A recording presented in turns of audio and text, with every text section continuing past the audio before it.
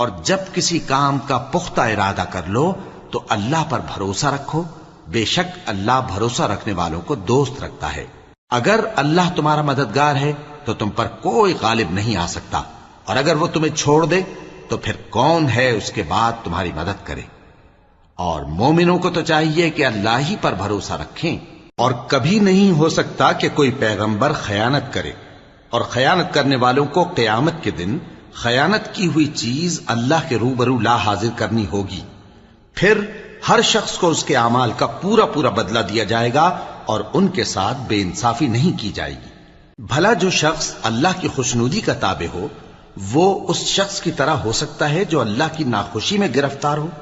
اور جس کا ٹھکانہ دوزخ ہے اور وہ برا ٹھکانہ ہے۔ سب لوگوں کے اللہ کے ہاں مختلف درجے ہیں، اور اللہ ان کے سب اعمال دیکھ رہا ہے۔ اللہ نے مومنوں پر